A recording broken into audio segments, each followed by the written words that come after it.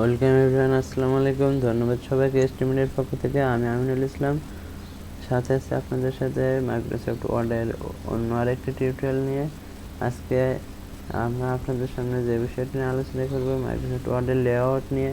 Actually এর আগে আমাদের ওয়ার্ড নিয়ে 3টে ভিডিও হয়ে গেছে। যে আগের ভিডিওতে আমরা পুরো মাইক্রোসফট ওয়ার্ডে যে রিবন এবং টুলসগুলো আছে সেগুলো নিয়ে আলোচনা করেছি। তারপরে আপনার হোম, ইনসার্ট এবং ডোরা এবং ডিজাইন নিয়ে বিস্তারিত আলোচনা করেছি। প্রতিটা টুলস এবং ট্যাবের কী কী ব্যবহার সেটা হাতে ধরে ধরে আলোচনা করা হয়েছে। যদি আপনারা এই বিষয়ে আগের ভিডিওগুলো দেখে না থাকেন, আই বাটনে ক্লিক করে আগের ভিডিওগুলো দেখে নেবেন, বা আমাদের চ্যানেলে থেকে প্লে লিস্ট থেকে মাইক্রোসফট ওয়ার্ড টিউটোরিয়াল অপশনটি সিলেক্ট করে সেখান থেকে প্রতিটা ভিডিও বাই সিকোয়েন্স পেয়ে যাবেন। আজকে যে বিষয়টি নিয়ে আলোচনা করবো সেটা হলো লেআউট। অ্যাকচুয়ালি লেআউট ওয়ার্ডের খুব গুরুত্বপূর্ণ একটা জিনিস, এবং এটির মাধ্যমে শুধু লেআউটই না, প্রতিটা জিনিসেরই যে প্রিভিউটা কেমন হবে, ভিউটা কেমন হবে, সেটা কাস্টমাইজ বা ডিজাইনের উপরে নির্ভর করে, এবং জিনিসটা কতটুকু গ্রহণযোগ্য হবে সেটাও মূলত লেআউট এবং ভিউয়ের উপরে ডিপেন্ড করে।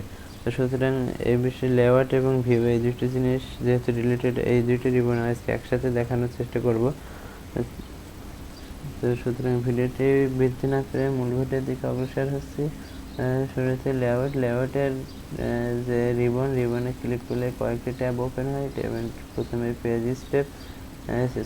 সেট আপ, তারপরে প্যারাগ্রাফ, তারপরে অ্যারেঞ্জ। পেজ সেট আপ আসলে এখান থেকে আপনি আপনার পেজের যে মার্জিনটা সিলেক্ট করতে পারবেন। অনেক সময় দেখা যায় আমরা পেজ সেট আপ না করে আমরা আমাদের যে কাজ শুরু করে দিই, পরবর্তীতে প্রিন্ট দেওয়ার সময় সেটা বিভিন্ন অ্যালাইনে ভাগ হয়ে যায়, পরে আমাদের ওই কাজটা আবার নতুন করে করতে হয়। সুতরাং কোনো কাজ শুরু করার আগে পেজ সেট আপ করে দেবেন। পেজটা মার্জিন থাকবে না কতটুকু থাকবে, এবং আপনি যে কোনো ক্লায়েন্টের কাজ করেন তার যে সেই মেজর যদি বাই ডিফল্টের ভিতরে থাকে তাহলে সেটা ক্লিক করবে, যদি না থাকে তাহলে কাস্টম মার্জিন দিয়ে তাদের যে রেকর্ড থাকবে সেই রেকর্ড অনুযায়ী করতে পারবেন। এই ছিল মার্জিনের পরে ওরিয়েন্টেশন মূলত আপনার যে প্রিভিউটা, মানে যে টেক্সটটা অথবা যে পেজটা, এটা কি পোর্ট্রেট আসবে নাকি ল্যান্ডস্কেপ আসবে সেটা দেখার জন্য। এটা মূলত পোর্ট্রেট দিলে আমরা যে সোজাসুজি খাড়াখাড়ি যেটা দেখি এটা পোর্ট্রেট বলে, আর ল্যান্ডস্কেপ বলে আড়াউড়ি। পেজটা ছোট হবে কিন্তু এদিকে সাইডে লম্বা হবে। তো আপনার যে রিকোয়ার্ড থাকবে সে কিংবা যেটা প্রয়োজন থাকবে সে অনুযায়ী করবেন। তারপরে সাইজ মূলত এটা এখানে দেওয়া আছে A4, A5, A3, executive, statement, legal, তারপরে লেটার, এভাবে B5, B4। আপনার যে সাইজটা প্রয়োজন সেই সাইজ ক্লিক করে আপনি এখান থেকে এটা নিয়ে আসতে পারবেন। আপনার যে সাইজ সেই সাইজ অনুযায়ী এখানে ক্লিক করলে আপনার এই সাইজটা দেখা যাচ্ছে। এগুলোর মধ্যে কোনোটা না হয় তাহলে মোর পেপার সাইজ ক্লিক করে আপনার ইচ্ছা মতো কাস্টমাইজ করে নিতে পারবেন। তারপরে আমাদের আছে কলাম। আসলে আপনার যে লেখাটা হবে সেটা কত কলামে হবে, 2 কলামে দিতে পারেন, তাহলে আপনার এই দিক দিয়ে একটা কলাম আসবে। এখান থেকে যদি আমি দেখাই তাহলে দেখেন,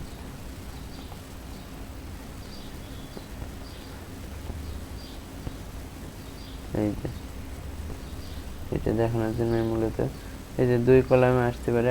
আপনি সেটা চাইলে 3 কলামেও নিয়ে আসতে পারেন। তারপরে এটা রাইট নাকি লেফটে কোনটা কীভাবে থাকবে, রাইটের কলামগুলো রাইট থেকে শুরু হবে, লেফটের কলামগুলো লেফট থেকে শুরু হবে, সেটাও করতে পারেন। এই যে, তো সেটা আপনার উপরে ডিপেন্ড করবে।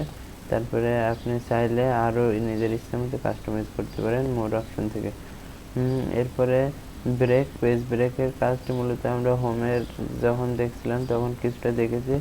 পেজ ব্রেকে ক্লিক করলে 2 পেজের মাঝখানে যে এই যে হোয়াইট যে বারটা আছে, ফাঁকা অংশটা আছে, এই ফাঁকাটা থাকবে না। আবার ক্লিক করে ডাবল ক্লিক, এখানে যদি আমি ডাবল ক্লিক করি এই ফাঁকাটা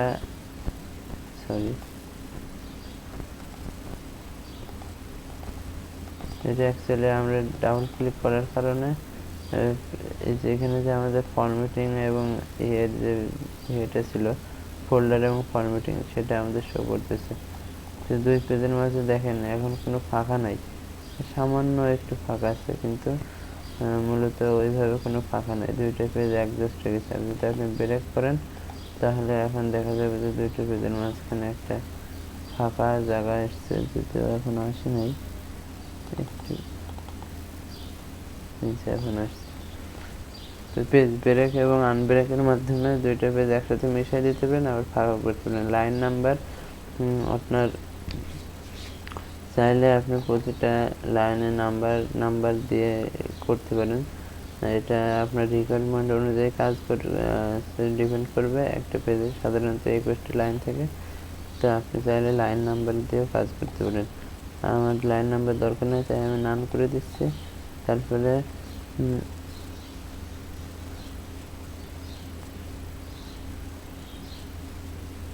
হাইফেনেশন বলতে অটোমেটিক যে বিভিন্ন যে ম্যানুয়াল হাইফেন দিলে আপনি ইচ্ছা মতো আপনারা হাইফেনেশন দিতে পারেন, আবার অটোমেটিক দিলে ওটা যে রিকোয়ার্ড যেখানে যেটা প্রয়োজন সেই অনুযায়ী কাজ করবে।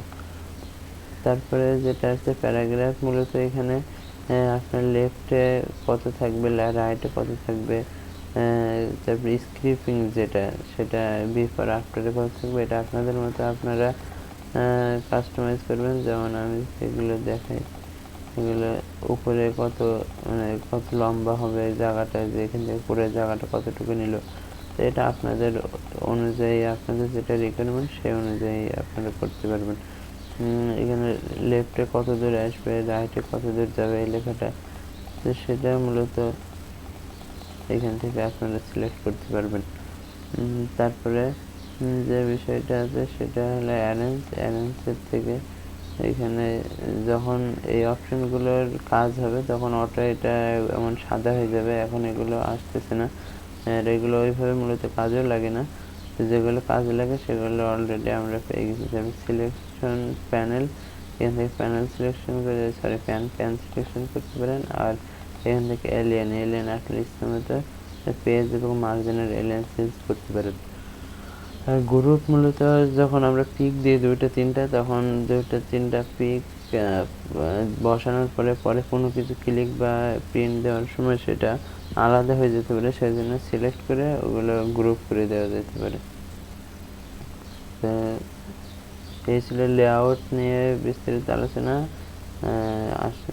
লেআউটের সাথে চেয়েছিলাম যে ভিডিওতে ভিউটা দেখানোর জন্য, যেহেতু এটা টিল্টেড, কিন্তু যেহেতু ভিডিওটা বড় হয়ে যাচ্ছে, যার কারণে এর পরের কোনো একটা ভিডিওতে বাকি রিবনগুলো দেখানোর চেষ্টা করবেন ইনশাল্লাহ। আজকের ভিডিওটা এতটুকু। যদি ভালো লেগে থাকে অবশ্যই লাইক করবেন, কোনো কিছু জিজ্ঞাসা থাকলে কমেন্ট করবেন, এখনো সাবস্ক্রাইব না করে থাকলে চ্যানেলটা সাবস্ক্রাইব করে বেল আইকন বাজিয়ে দেবেন। ধন্যবাদ সবাইকে। আসসালামু আলাইকুম।